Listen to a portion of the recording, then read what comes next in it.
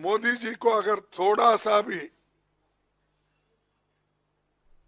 बाबा साहब अंबेडकर के बारे में श्रद्धा है तो रात के 12 बजे के अंदर वो निकाल देना चाहिए, उनको ड्रॉप कर देना चाहिए,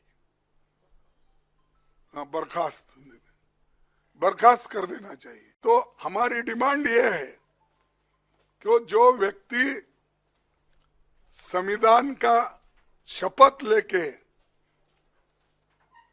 अंदर आता है, मिनिस्टर बनता है, मेंबर बनता है, अगर उस संविधान का अपमान करता है तो उसमें उसको कैबिनेट में रहने का कोई अधिकार नहीं है। उनको फौरन ड्रॉप करना चाहिए, बर्खास्त करना चाहिए, तभी इस देश के लोग शांत रहेंगे। नहीं तो हर जगह बाबा साहब के बारे में नारे लगाएंगे, उनके लिए जान देने के लिए भी लोग तैयार हैं। ऐसा नहीं कि कोई मिलेगा नहीं, लेकिन आज के हमारे जितने भी सुशिक्षित भी है, अनपढ़ लोग भी है, बहुत लोग भी है जो बाबा साहब अंबेडकर के अभिमानी है। वो जात पात का सवाल नहीं है, बाबा साहब अंबेडकर सबके हैं, वो बैकवर्ड के भी हैं और जो अति पिछड़े हुए लोग हैं, इकोनॉमिकली जो वीकर है, ये सभी लोग उनके हैं। कभी उन्होंने जात पात पर बात नहीं की, इसलिए क्योंकि वो चाहते थे जो शोषित वर्ग है, जो दलित है, जो बहुत ही कुचला गया है, उसके बारे में बात करते थे। इसका मतलब ये नहीं कि वो दूसरों के बारे में कोई सिंपैथी नहीं रखते थे, ये नहीं है, या उनके लिए कुछ नहीं लिखा। कल हमारे अमित शाह जी एक बात उन्होंने कही जो बहुत ही एक कंडेमेबल है। ये दुर्भाग्य है हमारा देश का कि किसी भी एक दलित नायक को, व्यक्ति को जो पूजनीय है सबके लिए, चाहे दलित होने दो, चाहे इस देश के कोई भी नागरिक हो, उनको इंसल्ट करने की, उनको उनके बारे में टॉन्ट मारने की और अपोजिशन पार्टी के तरफ देखकर वो कहने का कि रोज उठ के आप क्या लगाए हो, डॉक्टर अंबेडकर अंबेडकर अंबेडकर अंबेडकर अंबेडकर। अगर इतना ही नाम भगवान का अगर आप लेते तो आप 7 जन्मों का स्वर्ग उनको आपको प्राप्त होता था। मुझे ये मजबूरन कहना पड़ता है कि ये लोग संविधान को नहीं मानते।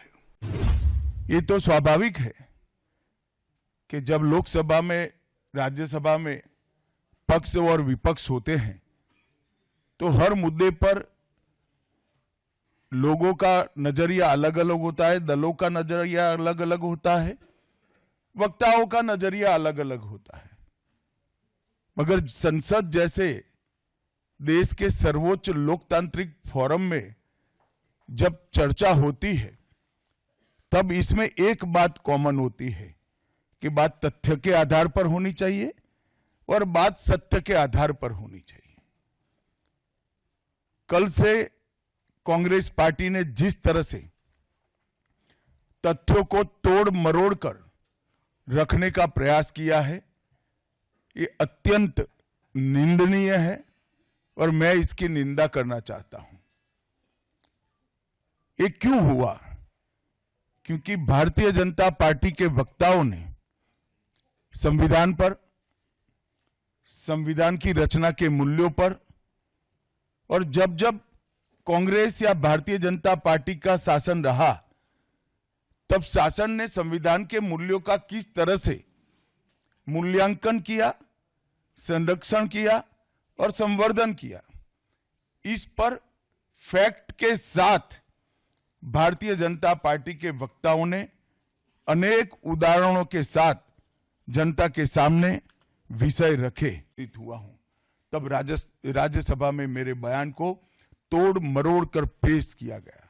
मेरा मीडिया के सभी मित्रों से आग्रह है, कांग्रेस ने सार्वजनिक जीवन में ये जो पद्धति की है कि बयानों को तोड़ मरोड़ कर पेश करना, हो हल्ला मचाना और भ्रांति खड़ी करना। पहले उन्होंने नरेंद्र मोदी जी के भी एडिटेड बयानों को सार्वजनिक किया। चुनाव जब चल रहा था, मेरे बयान को एआई का उपयोग कर एडिट किया गया और पूरे देश में इसको प्रसारित करने का घृणित काम किया गया। और आज अंबेडकर जी के लिए मेरी बात को तोड़ मरोड़ कर वो पेश कर रहे हैं। मैं स्पष्टता के साथ कहना चाहता हूं, मीडिया को विनती भी करना चाहता हूं कि मेरा पूरा बयान जनता के सामने रखिए। मैं वो पार्टी से आता हूं जो पार्टी कभी अंबेडकर जी का अपमान नहीं कर सकती। पहले जनसंघ और फिर भारतीय जनता पार्टी ने हमेशा अंबेडकर जी के सिद्धांतों के आधार पर चलने का प्रयास किया है। जब जब भारतीय जनता पार्टी शासन में रही, अंबेडकर जी के सिद्धांतों का हमने प्रचार किया है। आरक्षण को और मजबूत करने का काम भारतीय जनता पार्टी ने किया है। आज मैं फिर से एक बार आग्रह के साथ मीडिया को बताना चाहता हूं, सच्चाई को जनता तक पहुंचाना चाहिए। मेरी पूरी बात बहुत स्पष्टता के साथ, कोई कंफ्यूजन के बगैर राज्यसभा के रिकॉर्ड पर है। आज भारतीय जनता पार्टी के सैकड़ों कार्यकर्ताओं ने ट्वीट कर भी इस सत्य को लोगों के बीच में पहुंचाया है।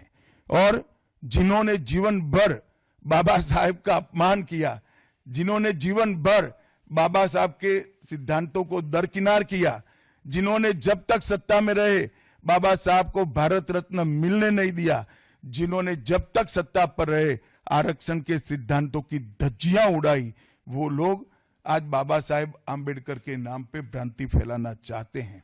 मैं कांग्रेस के अध्यक्ष खरगे जी को भी कहना चाहता हूं, खरगे साहब, आपका तो कम से कम दायित्व तो बनता है, क्योंकि आप उस वर्ग से आते हो जो वर्ग के लिए बाबा साहब आंबेडकर जी ने पूरा जीवन समर्पित किया। आपने कम से कम कांग्रेस के एक कुत्सित प्रयास में सपोर्ट नहीं करना चाहिए था। मुझे बड़ा दुख है कि आप भी राहुल गांधी जी के दबाव में इसके अंदर शामिल हुए हो।